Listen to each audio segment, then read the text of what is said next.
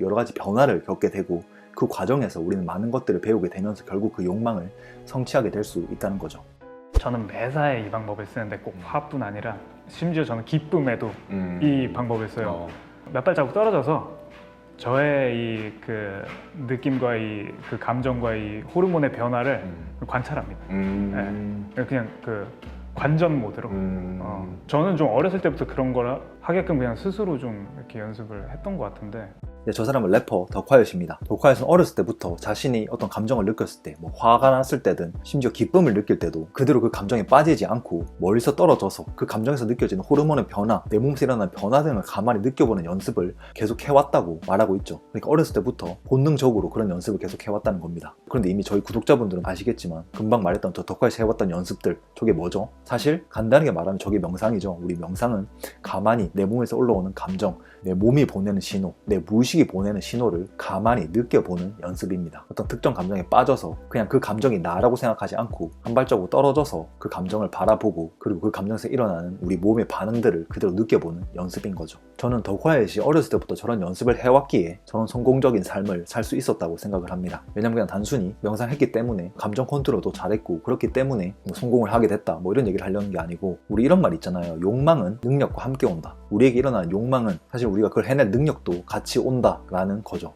저는 덕화요시 그것의 표본이라고 생각합니다. 지금은 이 한국의 힙합이라는 어떤 그 문화가 어느 정도 자리를 잡았지만 그 당시에만 하더라도 힙합으로 그런 성공한 선례라던가 그런 것들이 아주 적은 상태였기 때문에 자신이 사랑하는 힙합 음악으로 성공을 할 수 있을 거라는 그런 생각을 하지는 못했을 겁니다. 하지만 그는 계속 그것을 해나갔고 결국에는 선구자로서의 역할을 아주 제대로 해냈고 모든 래퍼들이 존경하는 뮤지션이 됐을 뿐만 아니라 여러 방면에서 아주 큰 성공을 거뒀죠. 물론 뭐 그의 성공을 그런 어떤 버릇 하나로 뭐 규정할 수는 없겠지만 그 버릇이 아주 큰 역할을 했다고 생각하는 이유가 자신 안에 있는 욕망을 그리고 그로 인해서 나오는 어떤 직관을 믿고 나갈 수 있게 만드는데 명상이 아주 도움이 되기 때문입니다. 명상이라는 것은 제가 항상 말하지만 가만히 앉아있는 것이 아니라 생각이 나도 계속 내 몸에 다시 의식을 옮기면서 우리가 스트레스나 트라우마 이런 여러 가지 기억들로 인해서 우리가 억눌렀던 감정을 다시 허용해주는 과정입니다. 그래서 우리 신경회로가 다시 회복되는 과정이죠. 우리가 계속 같은 감정을 피하면은 그 감정과 관련된 신경계와 장기들과의 신경회로가 점점 느슨해지고 결국엔 끊어지게 되는데 그걸 다시 회복하는 과정을 하게 됩니다. 그렇게 되면은 자신의 욕망을 좀 더 제대로 이해할 수 있게 됩니다. 단순히 욕망이 아니라 하나의 믿음이 되는 거죠. 우리 욕망이라는 것은 결핍에 의해서 당연히 오게 되는 겁니다. 그러니까 결핍이 없다면 욕망이라는 것도 생길 수가 없겠죠. 그러니까 내 안에 결핍을 그대로 허용하면서 그 결핍을 결핍으로 느끼지 않게 되면서 내 안에 있던 그 욕망, 그것들이 단순히 그냥 욕망이 아니라 나를 바꾸게 해주는 삶의 힌트가 되는 거고, 우린 그것을 쫓으면서 여러 가지 일들을 겪게 되고 여러 가지 변화를 겪게 되고 그 과정에서 우리는 많은 것들을 배우게 되면서 결국 그 욕망을 성취하게 될 수 있다는 거죠. 우리 욕망은 대부분 쉽게 부정당합니다. 흔히 우리 어렸을 때는 뭐 나대지 말라 뭐 이런 말을 들었을 수도 있고, 뭐 네가 하고 싶은 대로만 다 할 수는 없다 이런 말을 계속 들으면서 살아왔을 수도 있고, 또 뭐 세상은 그렇게 만만하지가 않아, 뭐 모두가 그렇게 욕망을 다 가지고 그런 걸 다 이루고 산다면 누가 안 되겠냐 뭐 이런 말도 계속 들어왔을 겁니다. 이런 말들은 직접적으로 우리의 욕망을 금지하는 것은 아니지만은 욕망은 위험한 것, 부끄러운 것 혹은 조절해야 하는 것으로 느끼게 됩니다. 우리 한국에서 돈 얘기를 할 때 이런 걸 좀 많이 느끼게 되는 것 같은데, 우리는 돈에 대한 욕망을 얘기하면 대부분 안 좋게 보게 되죠. 그렇기 때문에 우리는 돈에 대한 욕망을 가지고 있으면서도 뭐 돈 없어도 돼, 그런 건 나한테 중요하지 않아 라고 말하게 되는 거죠. 물론 정말 돈이 중요하지 않은 분들도 계실 겁니다. 하지만 대부분은 돈에 대한 결핍을 가지고 있고 그로 인해서 욕망을 가지고 있는 경우가 많습니다. 그리고 이것은 나쁜 것이 아님에도 우리는 그것을 나쁘게 생각하기가 쉬운 거죠. 우리가 돈에 대한 결핍이 있어서 그것을 더 잘 벌어보겠다는 욕망을 가지고 돈을 쫓는다는 것은 사실 나쁜 것이 아닙니다. 우리 돈이라는 것은 사실 우리가 누군가에 가치를 줬을 때만 생기는 것이죠. 우리가 회사에서 돈을 받는 것도 나의 능력을 통해서 가치를 줬기 때문에 돈을 받는 거듯이 우리가 세상에 더 많은 가치를 줄수록 우리가 더 많은 돈을 벌 수 있게 되는 거죠. 그런데도 우리는 그런 욕망을 쉽게 무시하게 되고 우리조차도 그 욕망을 인정하지 않게 됩니다. 그렇기 때문에 우리는 그 욕망을 더 실현할 수가 없는 거죠.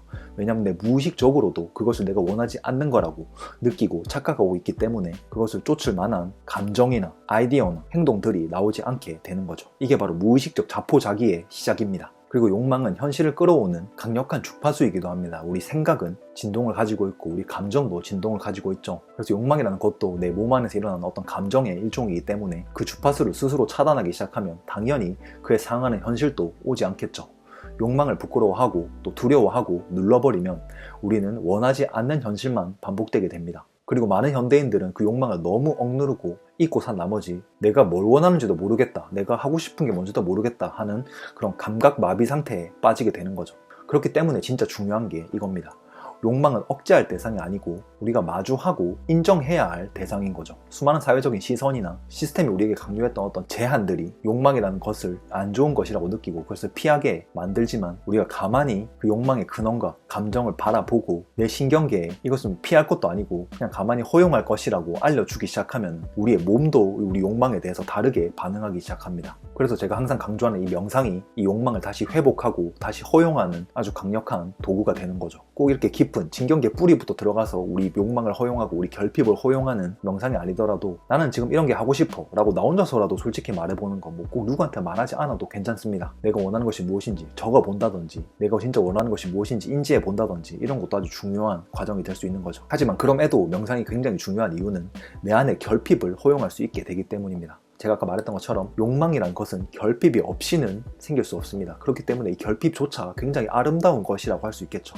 우리가 이 욕망이라는 거 생겼다는 것 자체가 우리에게 결핍이 있었기 때문에 가능한 것이었기 때문에 결핍을 허용하면 그 반대이자 함께 존재할 수밖에 없는 그 욕망도 허용할 수 있게 됩니다. 그렇기 때문에 욕망은 능력과 함께 온다라는 그 네빌 고다드의 말이 굉장히 강력할 수 있는 거죠. 이 욕망이라는 것은 뭐 뜬금없이 어디서 나온 게 아니죠. 뭐 제가 갑자기 뭐 어떤 게 있을까요? 뭐 제가 그냥 농사를 지으면서 마음 편하게 자급자족하면서 평온한 마음으로 살고 싶다라는 누군가의 욕망을 제 욕망으로 만들 수는 없습니다. 저는 그런 욕망을 가지고 있지 않기 때문에 그 욕망을 위해서 뭔가 할 수 없겠죠. 하지만 우리가 뭔가 욕망을 가지고 있다면 그건 내 안에 어떤 결핍이 있는 거고 그리고 그 결핍은 이 내 몸으로서 이 삶에서 생겨난 내 안의 생각이기 때문에 분명 무의식이 보내는 어떤 강력한 신호가 되는 겁니다. 그렇기 때문에 우리가 무의식적 자포자기에서 깨어나는 첫 걸음은 내 욕망이 틀리지 않았다는 걸 인정하고 내 결핍을 인정하고 그를 통해서 나에게 느껴지는 감정을 허용하고 그를 통해서 결핍으로 일어났던 어떤 신경회로를 회복하면서 조금씩 우린 욕망에 가까워질 수 있는 감정 상태를 가지게 되고 아이디어를 떠올릴 수 있게 되고 결국엔 행동을 할 수 있게 된다는 거죠. 그렇기 때문에 욕망을 실현하는데 이 명상이 아주 중요한 도구가 되는 겁니다. 이 명상에 대해서 더 자세히 알고 싶으신 분들은 고정 댓글을 클릭해 주시면 이 명상의 효과와 이 명상을 어떻게 하는지 그리고 이 명상이 왜 인생을 바꿔놓을 수 있는지에 대해서 좀 더 자세히 직관적으로 아실 수 있게 될 겁니다.